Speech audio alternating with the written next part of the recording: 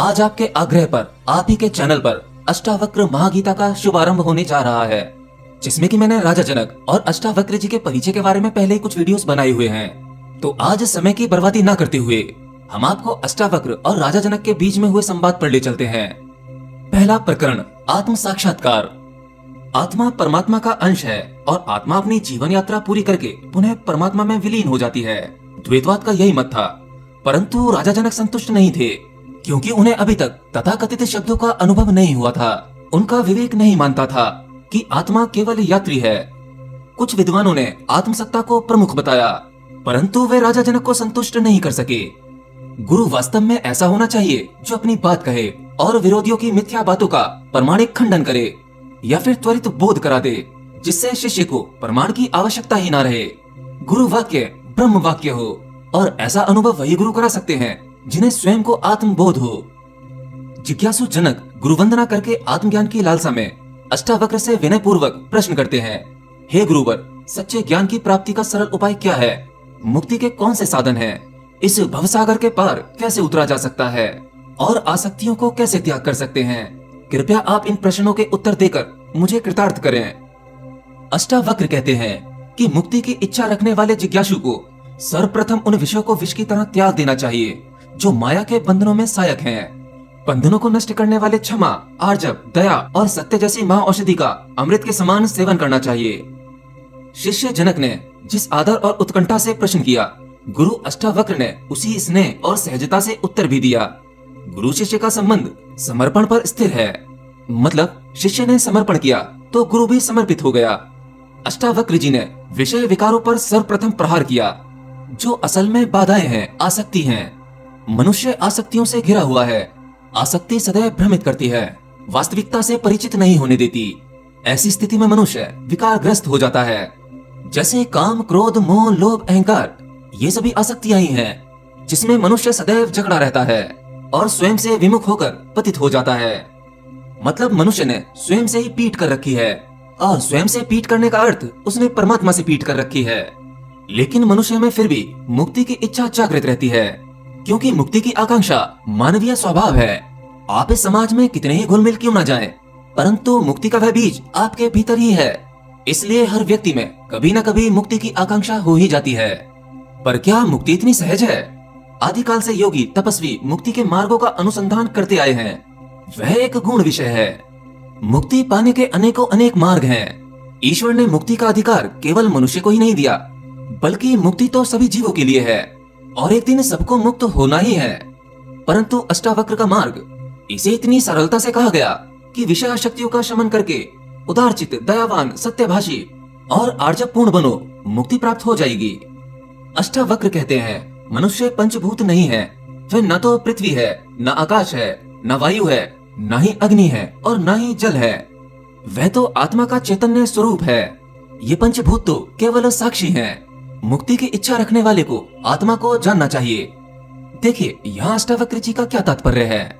मनुष्य का शरीर 5 तत्वों से बना है और यहीं से शरीर का आरंभ होता है। मनुष्य शरीर का सेवक बन जाता है, शरीर को सुरक्षित रखने के अनायास प्रयास करने लगता है। और यही मनुष्य की सबसे बड़ी भूल है कि वह अपने शरीर को बचा नहीं सकता। ये तो नश्वर है, और इसी एक भूल से शरीर में सभी विकार उत्पन्न होते हैं। शरीर के सुख दुख मनुष्य के लिए सर्वोपरि हो जाते हैं। ये शरीर कहाँ से आया है? आखिर किसने इन पंच तत्वों को एकाकार होने दिया? आपके अस्तित्व की और समस्त विश्व की इस घटना का कारण आत्मा है। आप ही इतने विशेष नहीं हो कि आत्मा आपके अंदर विराजमान है, अपितु यह कहें कि आप आत्मा में हो। समस्त ब्रह्मांड केवल एक ही आत्मा है। आपकी आत्मा अलग नहीं है, वह कभी अलग थी ही नहीं। यही वो आत्मा है जो पंचभूतों को शरीर निर्माण की प्रेरणा करती है।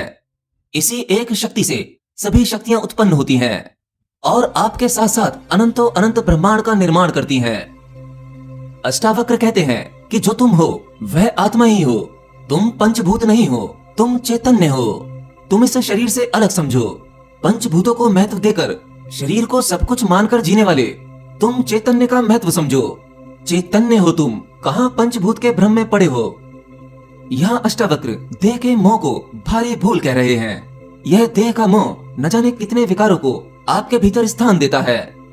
मनुष्य इस सत्य को समझ ले तब वह जानेगा कि वह कितने बड़े भ्रम में है। सुंदर तिजोरी में धन रखा है, आप देख रेख उस तिजोरी की कर रहे हो, उसकी झाड़ पोछ कर रहे हो, परंतु उस तिजोरी का अस्तित्व ही उसके अंदर रखे हुए धन पर निर्भर करता है। यहाँ अष्टावक्र भी वही कहते हैं जो भगवान श्री कृष्ण ने अर्जुन को कहा था कि यह शरीर तो नाशवान है, यह तो आकार आकृति का ढांचा है, कभी भी नष्ट हो सकता है। आत्मा अजर है, अमर है, अविनाशी है, और ये सब तुम ही हो, न कि शरीर हो तुम। जब इस सत्य का अनुभव आपके भीतर बैठ जाए कि आपका ये पंचभूतों से निर्मित शरीर कुछ भी नहीं है, केवल आत्मा का साक्षी रूप है, तो देह के प्रति आपका मोह समाप्त हो जाता है और मनुष्य मुक्त हो जाता है। अष्टावक्र कहते हैं कि यदि मनुष्य स्वयं को देह से अलग समझकर अपने चित्त में विश्राम करेगा तो वह तत्काल सभी संबंधों से मुक्त होकर सुख, शांति और आनंद का अनुभव करेगा। तुम न तो किसी वर्ण से जुड़े हो और न विषय से, तुम स्वयं ही सृष्टा दृष्टा हो। ये जो ब्राह्मण, क्षत्रिय आदि वर्ण है, ये शरीर के हैं और अन्य दूसरे शरीरों ने ये नाम आपको दिए हैं। तुम इन सब से मुक्त हो, निराकार हो और समस्त विश्व के साक्षी हो। जो चित्त शरीर में मग्न होते हैं वे नाना प्रकार की भौतिक बाधाओं में लिप्त हो जाते हैं। शरीर का महत्व होते ही मनुष्य स्वयं को वर्ण में जोड़ लेता है और शरीर से संबंध होते ही मनुष्य के अंदर अहंकार आ जाता है। धर्म, अधर्म, सुख, दुख, शांति, अशांति, लाभ, हानि, ये सब मानव के विकार हैं। ये सब कुछ उसका चंचल मनुष्य प्रदान करता है। आत्मा को इनका अनुभव कभी नहीं होता। आत्मा को भला क्या लाभ, क्या हानि, क्या शांति, क्या अशांति, क्या सुख, क्या दुख, क्या धर्म, क्या अधर्म। आत्मा इन सभी विकारों से परे है, अर्थात आत्मा का कर्म फलों से भी उसका कोई संबंध नहीं है। अष्टावक्र समझाते हैं, तू ना करता है ना भोगता है, तू सदैव से मुक्त है, सब संबंधों से परे है। आत्मा ही एकमात्र दृष्टा है, क्योंकि वह सदा से मुक्त है। जो आत्मा को दृष्टा नहीं मानते वे सभी प्रकार के भौतिक बंधनों में बनते चले जाते हैं। किसी अन्य को दृष्टा मानने की यही भूल मानव के दुखों का मूल कारण है। अष्टावक्र जी आत्मा के महत्व को और भी स्पष्ट रूप से समझाने का प्रयास करते हैं। वह कहते हैं, दृष्टा वह है जो सब में है और जिसमें सब हैं। आत्मा वही तो है, एकमात्र दृष्टा, तभी तो वह परमात्मा का स्वरूप है। असल में आत्म दृष्टा ही परमात्मा है। आत्मा का अनुभव कर लेना ही स्वयं परमात्मा हो जाना होता है, क्योंकि वही आत्मा परमात्मा है। असल में आत्मा को परमात्मा का अंश कहना गलत है। क्या करें, शब्दों का इस्तेमाल करना पड़ता है और शब्दों के कई अर्थ निकाले जा सकते हैं, लेकिन शब्दों में जो भाव छुपा होता है उन भाव को केवल राजा जनक जैसा शिष्य ही समझ पाता है। अब मैं नहीं जानता कि आप में से कितने राजा जनक हैं, परंतु मैं कहूंगा कि आपके भीतर भी राजा जनक जैसी पात्रता होनी चाहिए, उतना समर्पण होना चाहिए। मानव स्वभाव बड़ा ही विचित्र है। वह आत्मा को दृष्टा के रूप में पहचानने का आकांक्षी तो है, मुक्त भी होना चाहता है, परंतु वह दृष्टि को उस मार्ग पर रखता है जहाँ कोई और दृष्टा बन जाता है। जब कपटी और विकारपूर्ण मन दृष्टा के रूप में प्रतिष्ठित होता है तब वह वास्तविक दृष्टा पर नाना प्रकार के आवरण डालने का प्रयास करता है। मतलब ये कि ज्यादातर लोग जो आत्मज्ञान के मार्ग पर चल रहे हैं वे कई बार या कहूँ ज्यादातर मन की माया में फंस जाते हैं। मन ही उन्हें यह दिखाता है कि वही दृष्टा है। मन दृष्टा की जगह लेना चाहता है और आपको नए नए अनुभव भी देता है, जिसकी वजह से आप असल दृष्टा से फिर भटक जाते हैं। मन आपको दृष्टा बनकर नए नए प्रलोभन देता है और फिर से आपके लिए नए बंधन तैयार कर देता है। जब मनुष्य के मन में कर्ता भाव उत्पन्न हो जाता है तो यह जान लेना चाहिए कि उसे अहंकार रूपी विषैले सर्प ने ढस लिया है और वह विष उसे पतन की ओर ले जाएगा। इसलिए हर एक मनुष्य को चाहिए कि मैं करता हूं के भाव से विरक्त होकर इस विश्वास में दृढ़ हो जाए कि मैं करता नहीं हूं। इससे ही सभी सुख प्राप्त होंगे, अर्थात वह सुखी हो जाएगा। इसके लिए महर्षि रमण ने एक अलग प्रकार का ध्यान खोजा जो था मैं कौन हूं। अगर आप यह जान लेते हैं कि मैं कौन हूं तब आप कर्ता से मुक्त हो जाते हैं। आप जान जाते हैं कि आप क्या हैं और असल में कर्ता कौन है। यह विश्व जिस प्रतीति से दिखता है वह भ्रम है, अर्थात रस्सी में सर्प दिखने जैसा ही है। मनुष्य को इस विश्व का सत्य दिखना ही उसके दुखों का कारण है, और अगर किसी विरला को वास्तविकता का बोध हो गया तो समझो वह सुखी है। यह भौतिक जगत एक भ्रम है। इसका अर्थ यह है कि यहाँ सब कुछ बदलाव है, परिवर्तन है, और ये परिवर्तन प्रतिपल होते जा रहे हैं। जो चीज आपको आज जैसी दिखाई देती है कल वह वैसी नहीं होगी। तो ये भला सत्य कैसे हुआ? जैसे कभी कभी अंधकार में आंगन में पड़ी रस्सी सर्प के भांति मालूम पड़ती है, या कहूँ सर्प ही मालूम पड़ती है, या अंधेरे में टंगा कोई कपड़ा, उसमें आपको किसी की आकृति दिखाई देती है, कोई व्यक्ति दिखाई देता है। ये सब कुछ झूठ है, माया है, भ्रम है, आपकी आंखों का ही धोखा है। ठीक उसी प्रकार से यह विश्व है, जिस विश्व को आप सत्य समझते हैं, असल में वह एक दिन नहीं होगा। और जो चीज एक दिन नहीं हो जाएगी, या जो चीजें बदलती हैं, जहाँ पर परिवर्तन है, वह प्रमुख सत्ता हो ही नहीं सकती। आपको अपनी भौतिक आंखों से जो दिखाई देता है, वह सब कुछ एक दिन नष्ट हो जाएगा। और जो आपको अपनी भौतिक आंखों से नहीं दिखाई देता, जो सूक्ष्म है, वह भी चला जाएगा। लेकिन इन सब के पार जो परम सत्ता है, जो अविनाशी है, जो सदा से थी, है और रहेगी, आपको उसी का बोध करना है। इसलिए ये विश्व जिसे आप सत्य समझ रहे हैं, या अन्य अनेकों अनेक लोग जो भौतिक नहीं है, ये सब कुछ नकली है, ये सब माया नहीं रचा है। आत्मा को सांसारिक रूप में देखने वाले अज्ञानी नहीं जानते कि वे पूर्ण साक्षी, पूर्ण मुक्त, पूर्ण चैतन्य, कर्म रहित, निराकार हैं। यानी अज्ञानी मनुष्य जो आत्म दृष्टि से परिचित नहीं है, वह अपना दृष्टा भौतिकता को मानता है, शरीर को मानता है, वह आत्मा को भी संसारी मानता है। असल में वह आत्मा को परमात्मा से अलग करके देखता है और अपने भौतिक साधनों से आत्मा को परमात्मा से मिलाने का स्वप्न देखता रहता है। भौतिक साधन वो जो आप अपने आसपास क्रियाकांड करते हैं, उस परमात्मा को पाने के या उसे खुश करने के, ये सब कुछ पाखंड के अलावा कुछ नहीं है। आप जिन साधनों से उसे ढूंढने निकले हैं, असल में वे साधन ही नश्वर हैं। वह सब कुछ भ्रम है और भ्रम से सत्य को नहीं पाया जा सकता। जब जीवात्मा अपने स्थूल के आवामंडल के भ्रम में पड़ा रहता है, तो उसकी मुक्ति संभव नहीं है। जीवात्मा मतलब आपके भौतिक शरीर के भीतर की परतें। अगर आप ध्यान वगैरह करके इस भौतिक शरीर के थोड़ा पार निकल भी जाते हैं, तो आप भीतरी शरीरों में फंस जाते हैं, फिर से मन के झंझटों में फंस जाते हैं। लेकिन जो व्यक्ति इन सभी माया को पार करते हुए अपने स्वयं में स्थित हो जाता है, वह उस सत्य को पा लेता है। संसार क्षणभंगुर है, आत्मा के अतिरिक्त सब कुछ नाशवान है। मनुष्य अपने जीवन में इस बात को अनेकों बार सुनता है और इसका न जाने क्या क्या अर्थ निकालता है। कई बार मनुष्य इसका अर्थ यह निकालता है कि ये संसार और ये शरीर एक दिन नष्ट हो जाएगा, तो मेरे पास समय कम है, तब मुझे शरीर के सभी सुख भोग लेने चाहिए, और वह शरीर की सेवा करने में व्यस्त हो जाता है।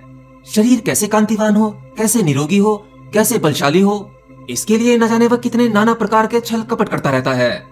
भोग विलास के द्वारा उसे क्षणिक और अस्थायी सुख का अनुभव भी होता है। और इतना छोटा सा सत्य तो आप भी जानते होंगे, जो सुख आपको आज मिलता है, वह केवल क्षण भर के लिए रहता है। इसी प्रकार से दुख की अवधि भी कोई ज्यादा नहीं होती, यह भी चला जाता है। अष्टावक्र जनक से कहते हैं, ये समस्त विश्व तुझ में समाया है और तू समस्त विश्व में। अर्थात सत्य यही है कि तू ही विश्व है, विश्व ही तू है। तू सर्वदा मुक्त और शुद्ध स्वरूप है।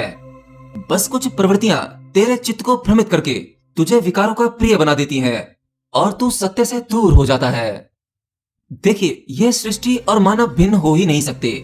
सृष्टि में मानव और मानव में सृष्टि समाई है। इसीलिए कई योगियों को गहरे ध्यान में स्वयं के भीतर इस सृष्टि का साक्षात्कार होता है। मतलब इस छोटे से शरीर में समस्त ब्रह्मांड समाया है, और उस ब्रह्मांड का अनुभव कई योगी अनेकों बार कर चुके हैं। आत्मा और ये विश्व पृथक नहीं है, अपितु संपूर्ण विश्व आत्मा में ही समाहित है। लोग कहते हैं ना कि पशु पक्षियों पेड़ पौधे इन सब में आत्मा है, या स्त्री या उस पुरुष में आत्मा है। आत्मा सब में समाई है। असल में आत्मा सब में समाई है यह कहना गलत है। कहना तो यह चाहिए कि सब कुछ आत्मा में ही समाया है। अष्टावक्र कहते हैं कि क्षुद्र विचारों का प्रभाव होता है और मनुष्य अपने आत्म रूप को भूल जाता है। उसे सत्य का ज्ञान नहीं होता और उसकी दृष्टि अद्वैत हो जाती है, जिससे कि वह विश्व को स्वयं से भिन्न देखता है। और यही वह भूल है जो मनुष्य को भवसागर से पार नहीं होने देती। भले ही मनुष्य कितने ही प्रयत्न क्यों ना कर ले, आत्म स्वरूप को जाने बिना वह मुक्त नहीं हो सकता। मुक्त होने की कल्पना भी नहीं की जा सकती। तू शुद्ध स्वरूप आत्मा है, तू ही ब्रह्म है, तू ही ब्रह्मांड है। विश्व तेरे अंदर में और तू विश्व में व्याप्त है। तुम दोनों में तनिक क्षण भर भी अंतर नहीं है। अपना दृष्टा स्वयं बन। तू क्षुद्र विचारों का आशय मत दे। छल कपट स्वार्थ को भगा और क्षमा, उदारता और सत्य आदि का स्मरण कर, इनमें डूब जा। जिस व्यक्ति ने मन में उत्पन्न होने वाली क्षुद्र प्रवृत्तियों को परास्त कर दिया, वही व्यक्ति अपने आत्म स्वरूप से संपूर्ण दृष्टा होने पर परम बोध प्राप्त करता है। अष्टावक्र कहते हैं आत्मा जो कि तू ही है, पक्षपात से रहित, पूर्ण रूपेण निर्विकार है। उस आत्मा पर सभी निर्भर हैं, परंतु वह किसी पर निर्भर नहीं है। उसकी प्रवृत्ति अत्यंत शीतल है और क्रोध अहंकार उसे स्पर्श भी नहीं कर सकता। असल में ये सभी गुण तेरे ही हैं। अंततः तू स्वयं को अपने स्वरूप में स्थित कर, चैतन्य स्वरूप होकर उसमें ही स्थित हो। अष्टावक्र कहते हैं कि आत्मा के साकार रूप को वास्तविकता मत समझ। उसका रूप तो निराकार, ज्ञानपूर्ण, अटल, अपरिवर्तनशील है। जिसने भी इस एक तत्व उपदेश को हृदय में धारण कर लिया, वह जन्म जन्मांतर के बंधन से मुक्त हो गया, अर्थात फिर उसका पुनर्जन्म संभव नहीं है। देखिए, यहाँ पर साकार और निराकार आध्यात्म के मार्ग का बहस का मुद्दा है। कुछ विद्वानों ने आत्मा या ईश्वर के साकार रूप का समर्थन किया है, जबकि कुछ निराकार की उपासना करते हैं, जिसमें कि अष्टावक्र भी निराकार के प्रबल समर्थक हैं। वे निराकार को दृढ़ता से सिद्ध करते हुए कहते हैं कि साकार मिथ्या है, क्योंकि जो साकार है वह नश्वर है। उसके अस्तित्व की एक तय अवधि होती है, उसकी सीमाएं निश्चित हैं। वे ना तो बाहर आ सकता है और ना भीतर सिमट सकता है। असल में आत्मा का साकार और निराकार होना, इसका केवल यही अर्थ है कि वह है तो निराकार, परंतु वह आकार में भी है। क्योंकि आप अपने जिस भौतिक शरीर को उठाए चल रहे हैं, यह तो साकार रूप हुआ, परंतु इस शरीर का अस्तित्व भी उस आत्मा की ही वजह से तो है। जिस प्रकार दर्पण में अपना प्रतिबिंब देखने पर जो बाहर है वही भीतर दिखाई पड़ता है, ठीक उसी प्रकार आत्मा अर्थात ईश्वर है। जो तुम बाहर हो वही तुम भीतर हो। आत्मरूपी ईश्वर सभी देहधारियों के अंदर बाहर विराजता है। ठीक वैसे ही जिस प्रकार एक आकाश सर्वव्यापक रूप में घर के बाहर और भीतर विद्यमान है, उसी प्रकार से सर्वव्यापी ब्रह्म भी इस समस्त विश्व के कण कण में समान रूप से भीतर और बाहर व्याप्त है। यह संपूर्ण जगत उसी में ही समाहित है। अष्टावक्र महागीता, दूसरा प्रकरण। अष्टावक्र परम ज्ञानी थे और जानते थे कि ज्ञान प्रदान करना उतना कठिन नहीं जितना कि शिष्य द्वारा उसे आत्मसात कर लेना, और राजा जनक ने आत्मसात कर दिखाया। इसीलिए अष्टावक्र ने ज्ञान के प्रथम चरण में जो प्रदान किया, उसके प्रभाव को जानने के लिए जनक को अपने अनुभव सुनाने का अवसर दिया। अष्टावक्र परम ज्ञानी गुरु थे। वह ये भी जानते थे कि जनक परम जिज्ञासु हैं, और साथ ही यह भी कि गुरु शिष्य के बीच में आयु का जो अंतर है, वह कहीं ना कहीं जनक को प्रभावित कर सकता है। क्योंकि जनक एक अनुभवी राजा थे, परंतु अष्टावक्र वह तो केवल एक बालक थे। और यह तो मनुष्य का स्वभाव है कि वह व्यक्ति की बुद्धि का आकलन, उसके ज्ञान की प्रामाणिकता उसकी आयु से लगाता है। और आप में से भी ऐसे बहुत से लोग होंगे जिनके सामने मैं अपना चेहरा दिखा दूं तो वो मेरे ज्ञान के अनुभव को मेरी आयु के साथ मापने लगेंगे, और जो ज्ञान आपके भीतर सीधे सीधे उतरना चाहिए, मेरा चेहरा देखने के बाद आप उस ज्ञान का विश्लेषण करेंगे, उसमें अपने तर्क जोड़ेंगे। इसलिए फिलहाल तो आपको मेरी आवाज से ही संतुष्ट होना होगा। तो अष्टावक्र को भी राजा जनक की एक प्रकार की परीक्षा लेनी थी कि ये सब कुछ ज्ञान ग्रहण करने के बाद ऐसा तो नहीं कहीं भीतर अहंकार छुपा बैठा हो।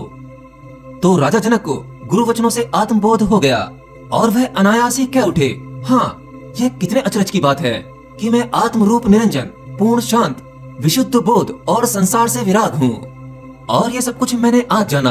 कितनी बड़ी विडंबना है कि मैं जीवन भर मोहग्रस्त में ही रहा। जिस प्रकार मनुष्य घने अंधकार में इधर उधर टकराते हुए और अचानक से एक तेज प्रकाश उसे चौंधिया देता है, ठीक वैसी ही स्थिति अब राजा जनक की थी। गुरु अष्टावक्र द्वारा आत्मा के विषय में जो कहा गया वह क्षण भर में घट गया। परम ज्ञान एक विस्फोट के भांति हुआ। जनक को यह अनुभव स्तंभ कर गया। जनक ने जाना कि कितना सरल, कितना सहज था उसे पाना। कहां कहां नहीं खोजा और पाया वहां जहां की खोजा भी नहीं था। देखिए, सामान्य मनुष्य की स्थिति बिल्कुल वैसी ही है जैसे वो सिनेमा घर में फिल्म देखने गया हो।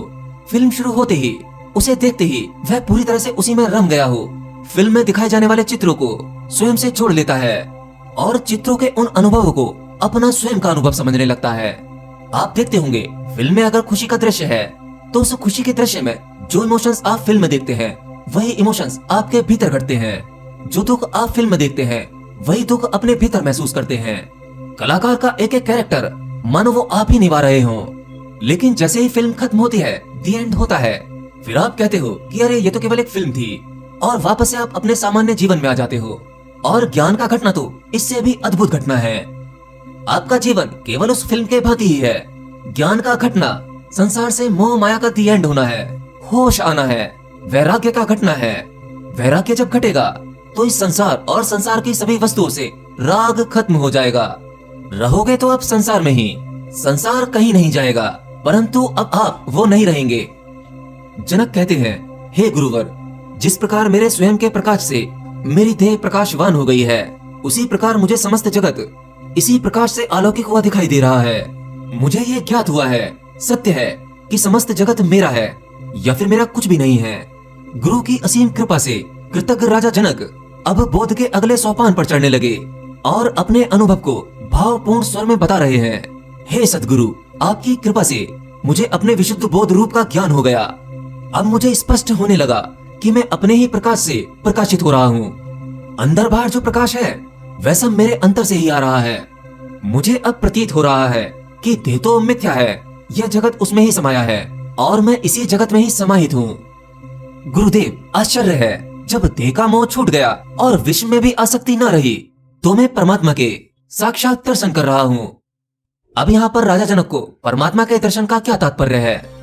क्योंकि आत्मा, परमात्मा या ईश्वर वह तो निराकार है। अब निराकार के दर्शन कैसे संभव है? परंतु इसमें एक छोटा सा अंतर है। अष्टावक्र कहते हैं कि अपने इन चरम चक्षुओं से यानी अपनी भौतिक आंखों से ईश्वर के दर्शन नहीं हो सकते, और यही बात जनक पर भी लागू होती है। आज तक आप जो भी कुछ देखते हैं या आपको जो भी अनुभव होते हैं, उन सभी जानकारी या उन सभी अनुभवों का कारण आपकी ये भौतिक आंखें हैं। इसलिए अब तक आपने जो कुछ जाना है वो इन भौतिक आंखों की वजह से जाना है, और जो भी कुछ ये भौतिक आंखों ने देखा है वह केवल भौतिक ही हो सकता है। परंतु राजा जनक के अंतर पाठ ही नहीं बल्कि उनकी अंतर्दृष्टि भी खुल गई, स्वयं दृष्टा बन गए। और दृष्टा के लिए क्या संभव है? जिस प्रकार जल से उत्पन्न तरंगें वो झाग और बुलबुले जल ही हैं, अर्थात वो बुलबुले और झाग जल से भिन्न नहीं है, उसी प्रकार समस्त जगत भी आत्मा से भिन्न नहीं है। समस्त जगत उसी में ही समाहित है और उसी से उत्पन्न है। यही परम सत्य है। जिस प्रकार गन्ने का रस निकालकर पीने पर उसमें शक्कर की मिठास का अनुभव होता है, उसी प्रकार मैं विश्व में व्याप्त हूँ और विश्व मुझ में समाहित है, अर्थात विश्व में प्राप्त प्रत्येक पदार्थ मैं ही हूँ। देखिए, जब किसी को आत्मज्ञान का विस्फोट होता है तब उसके लिए विश्व के सभी पदार्थ में केवल आत्मा ही रह जाता है। हर एक पदार्थ में, जीव जंतु में उसे वही आत्मा दिखाई देता है जो उसके स्वयं के भीतर है। पदार्थों से बना ये जगत और आपका ये शरीर जो अणु परमाणु से बना है, ये सब कुछ, इन सब में बह रहा जीवन, इन सब को चलाने वाली ऊर्जा आप स्वयं ही है। आपको ज्ञान हो जाता है कि इस परम शक्ति, परम ऊर्जा के अलावा बाकी जो कुछ दिखाई देता है यह सब कुछ मिथ्या है, माया है। यह तो नष्ट होती ही जा रही है और इन सब में विराजमान वह ऊर्जा, वह आत्मा, वह गति करते हुए दूसरी वस्तु में ट्रांसफॉर्म होती चली जाती है। यह कभी नष्ट नहीं होती, केवल नए नए शरीर धारण करती चली जाती है। जब तक आत्मा का ज्ञान नहीं होता तब तक यह जगत भासित होता है, अर्थात भ्रम की स्थिति बनी रहती है, और आत्मज्ञान होते ही भ्रम नष्ट हो जाता है। जनक कहते हैं, आज मुझे सत्य का ज्ञान हुआ कि मुझसे ही उत्पन्न यह विश्व मुझ में ही उसी प्रकार समाहित हो जाता है, मुझ में ही विलीन हो जाता है। जिस प्रकार घड़ा मिट्टी में, लहरें जल में और सभी आभूषण सोने में विलीन हो जाते हैं। देखिए कितना सुंदर अनुभव बताया। आत्मज्ञान होने पर केवल आप आत्मा मात्र बचते हो और आपको ज्ञात होता है कि सब कुछ आपके भीतर ही है। यानी ये समस्त जगत और अनंतो अनंत लोक, अनंतो अनंत ब्रह्मांड, इन सब का विस्तार आपके अंदर ही हो रहा है। अब आप इसे अपने आप को शरीर मत समझ लेना। यहाँ बात आत्मा की हो रही है, आत्मज्ञान के बाद की हो रही है। जैसे वैज्ञानिकों को बिग बैंग थ्योरी के बाद पता लगा कि एक धमाका हुआ, फिर पदार्थ बने और इस सृष्टि की शुरुआत हुई। ये जहाँ हुआ था वो कुछ नहीं था, और जो कुछ नहीं था वही आत्मा था।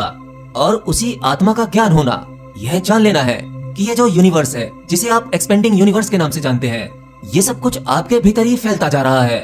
और एक दिन ये जगत, ये यूनिवर्स इसी के अंदर सिमट जाएगा। यानी जो है वो एक दिन नहीं होगा और फिर से दोबारा होगा। यह पूरा का पूरा प्रोसेस आत्मा में ही घटता है। और जनक यही कह रहे हैं कि यह सब कुछ मेरे भीतर ही घट रहा है। इन सब का कारण मैं ही हूँ। सब कुछ मेरे ही द्वारा उत्पन्न होता है और मेरे ही द्वारा नष्ट कर दिया जाता है। इस पूरे संसार में ब्रह्म से लेकर तिनके तक का नष्ट हो जाना निश्चित है।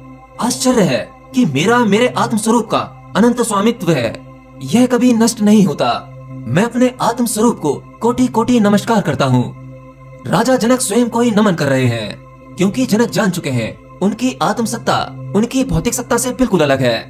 यानी उनका ये शरीर जो नश्वर है, माया है, और संसार के वो शब्द, वो उस परम सत्ता को नमन करते हैं। साधारणता देखने में लगता है कि भला स्वयं को नमन करना ये कैसी बात हुई। यह तो एक प्रकार का अहंकार प्रतीत होता है, परंतु राजा जनक का यह अहंकार नहीं, बल्कि उनका आनंदित होना है, उस परम सत्ता को ही नमन करना है। कैसा आश्चर्य है, मैं देहधारी होकर भी गति शून्य हूँ, न मैं कहीं जाता हूँ और न कहीं से आता हूँ, फिर भी मैं समस्त जगत के जीव जड़ में व्याप्त होकर स्थित हूँ। ऐसी परम सत्ता, इस आत्मा को मैं नमस्कार करता हूँ। राजा जनक का आश्चर्य बढ़ता ही जा रहा है, क्योंकि उनकी गांठें खुलती जा रही हैं। अब वह आत्मा को मैं कहकर संबोधित कर रहे हैं, क्योंकि उन्हें विश्वास हो गया है कि मैं ही आत्मा हूँ। अब राजा जनक के शरीर से, उनके मुख से स्वयं आत्मा बोल रही है, यानी वह परमपिता परमेश्वर बोल रहे हैं। पुनः आश्चर्य, मैं असंग हूँ, शरीर का स्पर्श तक नहीं करता और अनंत काल से इस विश्व को धारण करता हूँ। मेरे जैसी कुशलता व दक्षता अन्यत्र किसी में नहीं है। अद्वितीय आत्मा को, जो कि मैं ही हूँ, मैं पुनः नमस्कार करता हूँ। राजा जनक के भीतर आनंद फूट पड़ा और वह बार बार स्वयं को नमस्कार किए जा रहे हैं। आत्मा का कर्म से कोई संबंध नहीं, वह कर्म रहित है, क्योंकि कर्म तो विश्व का धर्म है। फिर भी आत्मा की सत्ता सर्वव्यापी है। आश्चर्य है कि मैं कर्म विरत होकर भी सब कर्मों में व्याप्त हूँ। यही मेरी कौशलता है, दक्षता है। आश्चर्य है, मेरा कुछ भी नहीं अथवा मेरा सब कुछ है। जहाँ तक मन और वाणी की गति जाती है, वहाँ तक यही स्थिति है। आश्चर्य, द्वैत ही सभी दुखों का कारण है, अन्य कोई और नहीं। इसकी कोई औषधि भी नहीं। जो आपको अपनी आंखों से दिखाई दे रहा है, वह सब मिथ्या और माया है। इन सब में मैं ही हूँ जो अद्वैत हूँ और सभी दोषों से रहित विशुद्ध हूँ। धीरे धीरे राजा जनक के और भी अनोखे अनुभव बढ़ते जा रहे हैं, वह और गहरा उतरते जा रहे हैं। इसलिए अब वह कहते हैं कि जो विश्व मुझ में प्रतीत होता था, वह मुझ में नहीं है, क्योंकि मैं किसी बंधन में नहीं हूँ। मैं मोक्ष की इच्छा भी नहीं रखता, मैं किसी के आश्रित भी नहीं हूँ। मैं तो परम शांत और सभी भ्रमों से मुक्त हूँ। यह अनुभव पूर्व में हुई अनुभूति का विस्तार है। पहले आत्मा विश्व में व्याप्त और विश्व आत्मा में समाहित प्रतीत होता था। अब राजा जनक उस स्थिति से आगे निकल आए हैं, क्योंकि वह निर्बंध हो गए हैं। अब मोक्ष और मुक्ति का भी बंधन नहीं है, उसकी भी आकांक्षा नहीं है। आत्मज्ञान के मार्ग पर एक छोटा सा बंधन भी, एक छोटी सी इच्छा भी, अब चाहे वो आत्मा, परमात्मा या मोक्ष की इच्छा क्यों ना हो, यह बड़ा बंधन साबित होती है। आत्मसत्ता के परम रहस्य से पर्दा नहीं उठने देती। राजा जनक अब उस स्थिति पर पहुंच चुके हैं। यह संसार जो अपने आकार के साथ दिखाई पड़ता है, वास्तव में यह है ही नहीं, और यही परम सत्य है। यह केवल कल्पित विश्व है, जो केवल कल्पना के कारण दिखाई पड़ता है, और अस्तित्वहीन को देखना स्वप्न के समान है। केवल आत्मा ही सत्य है, शुद्ध चैतन्य है और कुछ नहीं। आपकी देह, स्वर्ग, नरक भौतिक बंधन है। स्वर्ग की कल्पना करना भी या उसकी लालसा रखना, ये भी भौतिक बंधन है, क्योंकि स्वर्ग, नरक या अन्य लोगों का विचार भी आपको इस भौतिक जगत में आते हैं, इस भौतिक शरीर के माध्यम से ही आते हैं। तो इस भौतिक शरीर में मिला कोई भी विचार, वो केवल बंधन ही है। मैं तो ना भीतर हूँ और ना शरीर मेरा है। मैं तो जीव भी नहीं हूँ, यानी यहाँ पर बात जीवात्मा की हो रही है। जड़ भी नहीं हूँ, इसमें कोई संदेह नहीं कि मैं तो आत्मा हूँ। जीवित रहने की कामना और इच्छा ही मेरा बंधन है। मैं सर्वव्यापी समुद्र हूँ, मेरी चित्त वायु से ही सब क्रियाएं संभव हैं। मैं ही समुद्र हूँ, मतलब बूंद सागर में मिल गई, बूंद का अस्तित्व खत्म हो गया। और जब बूंद सागर में गिर जाती है, तो भला बूंद कैसे कहेगी? कहने के लिए जो बचता है वह सागर रह जाता है। बूंद तो स्वयं सागर बन चुकी है। इसी को आत्मा का परमात्मा हो जाना कहते हैं। असल में यह कहना भी गलत है, क्योंकि आत्मा परमात्मा नहीं होती, वो तो स्वयं पहले से ही परमात्मा है। बस कुछ पर्दे गिरे हुए हैं। उन पर्दों के उठते ही जो बचेगा वह समुद्र है, और जो कहेगा तो समुद्र ही कहेगा। दूसरा प्रकरण समाप्त। गुरु अष्टावक्र यह जानते थे कि उन्हें राजा जनक के रूप में एक सच्चा शिष्य मिला है। जनक जैसा शिष्य मिलना अति दुर्लभ है। राजा जनक ने अपने अनुभवों को बड़ी गंभीरता से वर्णित किया। वहीं सदगुरु अष्टावक्र यह जानते थे कि उनका परिश्रम व्यर्थ नहीं गया। जनक शिष्य को कुछ तो ग्रहण हुआ है। अभी माया का पहला ही चक्र टूटा है। गुरु परीक्षक होता है। परीक्षक मतलब वो जो अपने शिष्य की स्मृति और उसके अनुभवों को जांचे। सिखाया, बताया और छोड़ दिया, यह सच्चे गुरु की पहचान नहीं है। शिष्य ने सीखा या आत्मसात किया, इसे परखना भी गुरु का ही काम है। तो गुरु अष्टावक्र जनक से कहते हैं, अविनाशी एकात्म और अद्वैत आत्मा को जानने के बाद, उसके तत्वज्ञान से परिचित होने के पश्चात, तेरे जैसे आत्मज्ञानी और धैर्यवान को धनार्जन की आसक्ति तो नहीं है। देखिए, शिष्य की अनुभूतियों को सुनकर सदगुरु यह तो जान गए हैं कि जनक आत्मामय हो गए हैं। परंतु गुरु भी संतुष्ट नहीं है।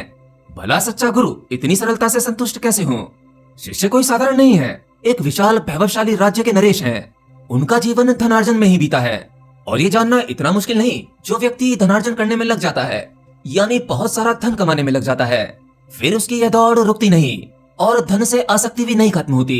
बेशक एक धनवान व्यक्ति ध्यान, ज्ञान या आध्यात्म के मार्ग पर चल पड़े, परंतु वह केवल शब्द होते हैं। असल में धन से मोह नहीं छूट पाता।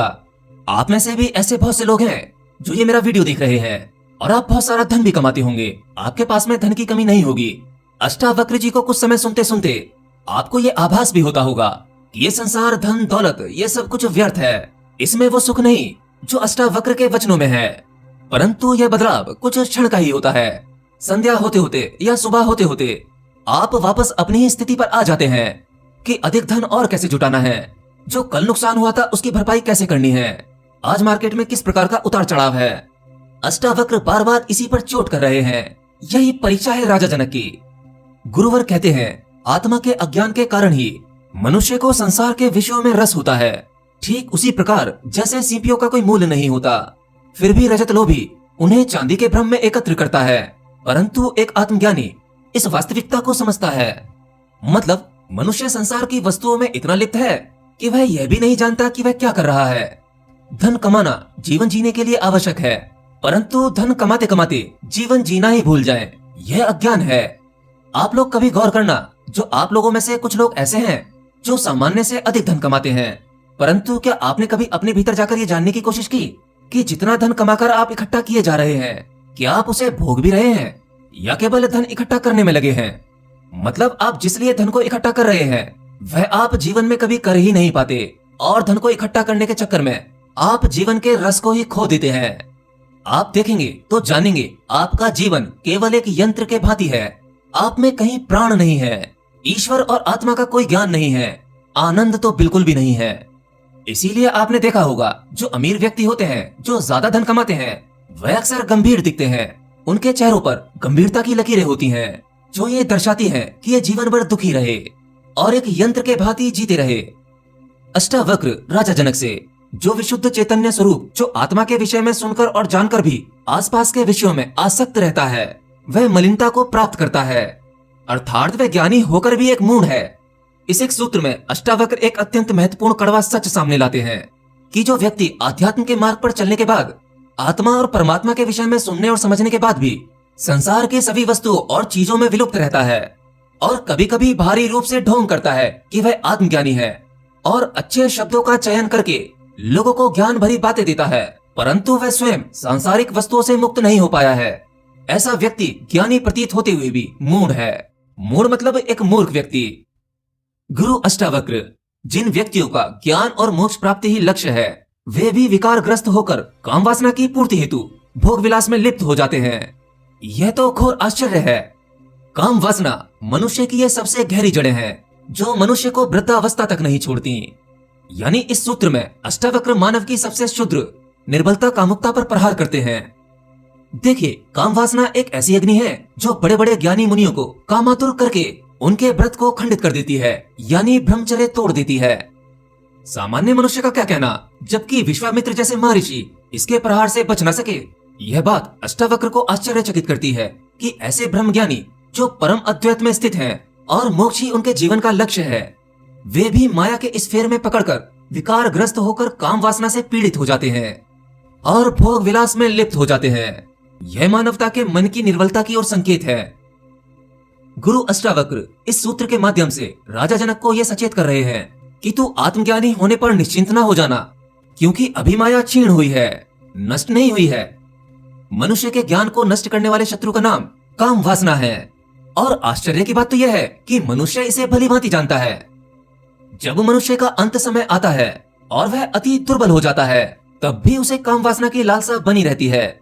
गुरु अष्टावक्र इस सूत्र के माध्यम से जनक को मनुष्य के सबसे प्रबल विकार की ओर स्पष्टीकरण कर रहे हैं। अष्टावक्र ने काम वासना को त्याग योग्य नहीं कहा। वे जानते हैं कि यह प्रकृति प्रदत्त भावना है जो कि सृष्टि के सर्जन के लिए आवश्यक है, परंतु वे काम वासना की अति को घातक बताते हैं और मुझे भी ऐसा ही लगता है। काम वासना प्राकृतिक है, इससे घृणा करने से कुछ हासिल नहीं होगा। इसका उपयोग केवल सर्जन करने के लिए किया जाए पति या पत्नी बढ़ता होकर भी किया जाए तो भी आप आध्यात्म के मार्ग पर गति कर सकते हैं, परंतु इसकी अति हो जाना, एक स्त्री भोगी अब दूसरी भोगना, फिर तीसरी भोगना, बस जीवन भर इसी काम वासना में आसक्ति रखना, अष्टावक्र यही सबसे घातक बताते हैं। ऐसे में भला राजा जनक कैसे इंद्रिय जीत हो सकते हैं? मतलब वे काम वासना की इस इंद्रिय पर कैसे विजय पा सकते हैं? क्योंकि काम वासना जैसी ऊर्जा आपको कुछ पल के लिए धोखा दे सकती है, परंतु यह मृत्यु के क्षण से पहले भी सक्रिय हो सकती है। गुरुवर कहते हैं, यह भी कम आश्चर्य नहीं है कि आत्मा और विश्व के भेद को जानने वाला और मोक्ष का प्रबल आकांक्षी मनुष्य भी मोक्ष से ही भयभीत होता है। मतलब मानव मन की गति बड़ी विचित्र है, वह आसक्तियों का दास है। माया तो महा ठगनी है और शक्तिशाली भी। माया के पास भ्रम फैलाने के अचूक अस्त्र हैं। माया तो महाज्ञानियों को भी भ्रमित कर देती है। देवऋषि नारद जैसा आत्म विशारद कौन होगा, परंतु माया ने उन्हें भी भ्रमित कर दिया था। जिस जंगल से देवऋषि नारद रोज गुजरते थे, एक बार वहां भव्य राजमहल प्रतीत हुआ।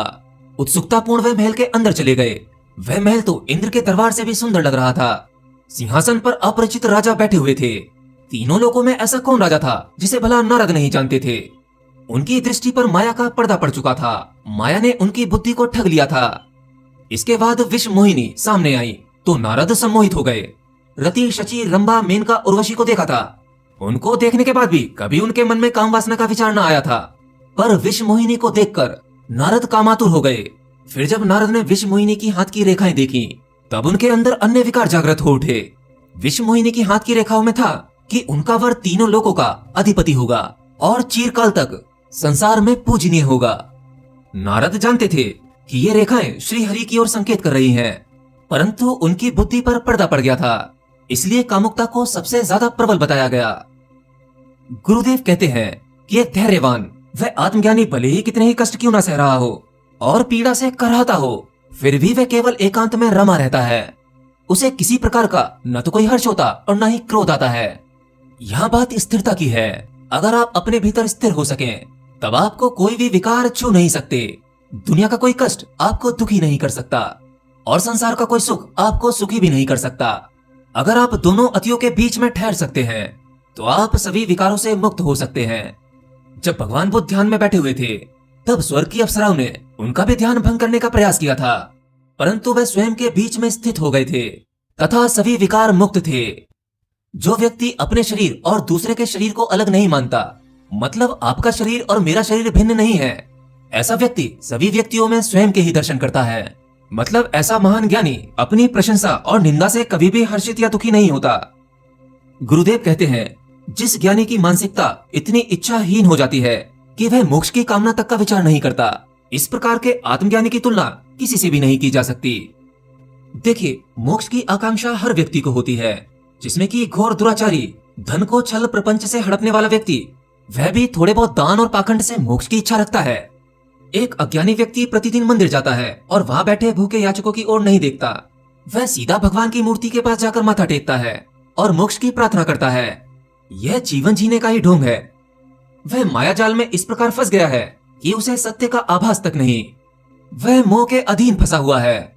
इस प्रकार के मनुष्य ने स्वयं को माया का दास बना लिया है और भौतिक सुखों में उसकी आसक्ति इतनी बढ़ गई है कि यदि उसके किसी थोड़े बहुत पुण्य के प्रभाव से उसे मोक्ष देने को कह दिया जाए और कहा जाए कि मोक्ष में शरीर नहीं मिलता, तो वह मोक्ष भी नहीं चाहेगा, क्योंकि शरीर का बंधन ही तो है जो आपको मृत्यु से डराता है। और बिना शरीर के वह भला भोग विलास कैसे कर पाएगा? तो आप बिना इस शरीर के मोक्ष में भी नहीं जाना चाहेंगे। इसके अतिरिक्त एक आत्मज्ञानी अपने आप में इतना एकात्म हो जाता है कि उसे कभी मोक्ष का विचार तक नहीं आता। इस प्रकार के आत्मज्ञानी की तुलना किसी से नहीं की जा सकती।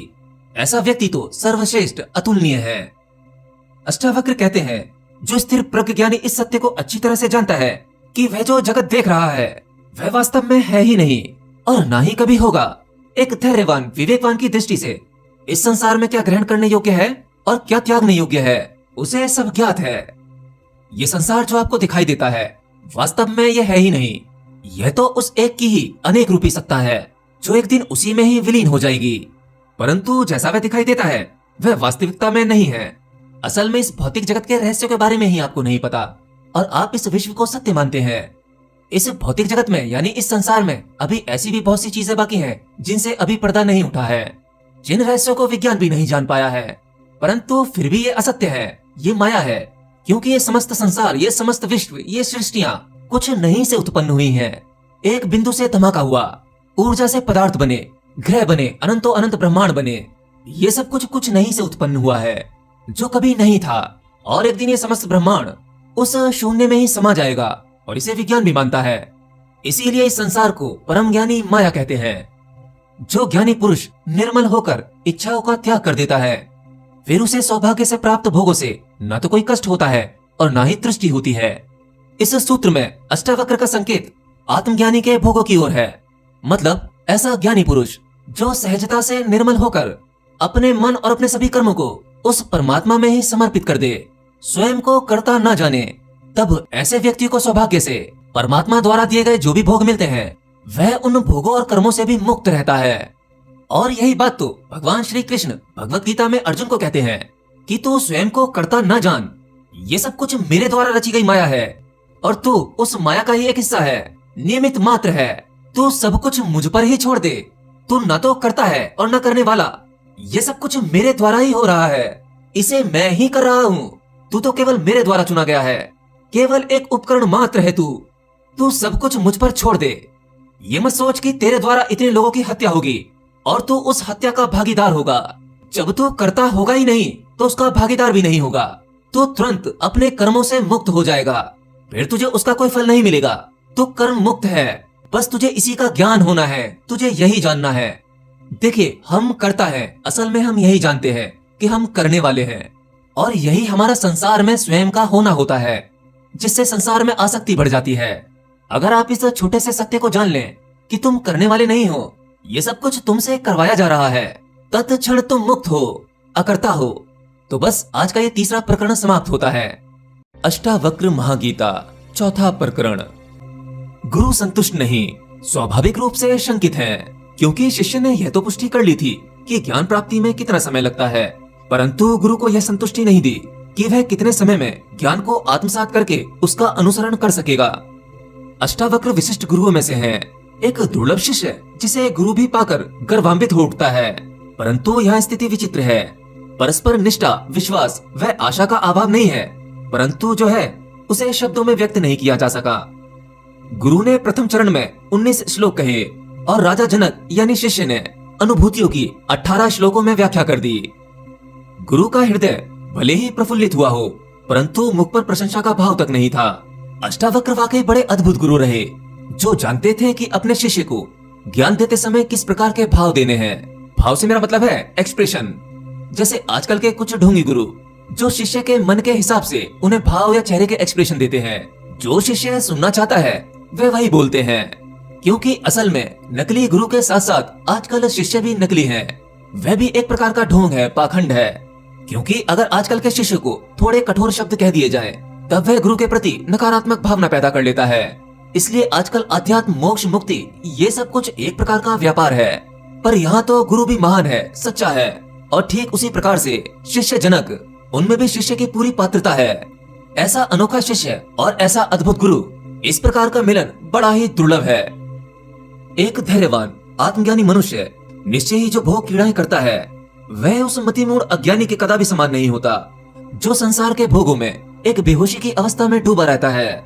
राजा जनक समझ गए हैं कि उनके गुरु को अभी उन पर पूर्ण विश्वास नहीं हुआ है, और यह स्वाभाविक भी था। जनक भी अनुभवी और ज्ञानी है, उन्हें अब आत्मबोध भी हो गया है। अतः उन्हें यह समझते देर नहीं लगी कि गुरु अपनी प्रवृत्ति और दायित्व के अनुसार पूरी परख कर लेना चाहते हैं। ठीक वैसे ही जैसे कुम्हार अपने द्वारा निर्मित घड़े को जब तक ठोक बजाकर देख नहीं लेता, उसे परख नहीं लेता, तब तक वह ग्राहक को नहीं देता। राजा जनक अपने गुरु को संतुष्ट करना चाहते हैं और दृढ़ता पूर्वक कहते हैं, हे गुरुवर, धैर्यवान और आत्मज्ञानी निर्लिप्त भाव से भोग क्रीड़ाएं करता है, यानी संसार के सुख दुख भोगता है, जिसमें उसे ना तो रस की प्राप्ति होती है और न तृप्ति मिलती है, परंतु एक मूढ़ अज्ञानी सांसारिक सुख दुख और भोग विलास में लिप्त रहता है, उससे बंधा रहता है। इन दोनों में कदापि समानता नहीं की जा सकती। जिस पद को पाने के लिए इंद्र आदि देवता भी दीनहीन होकर याचना करते हैं, ठीक उसी पद पर स्थित होकर भी आत्मज्ञानी को कोई हर्ष नहीं होता, और यह आश्चर्य ही है। अब देखो, जनक यहाँ पर अपने आप को आत्मज्ञानी, एक योगी कह रहे हैं, क्योंकि अब गुरु अष्टावक्र जी ने शिष्य जनक को मय की संकीर्णता से निकाल दिया है वो मैं अब मिट चुका है।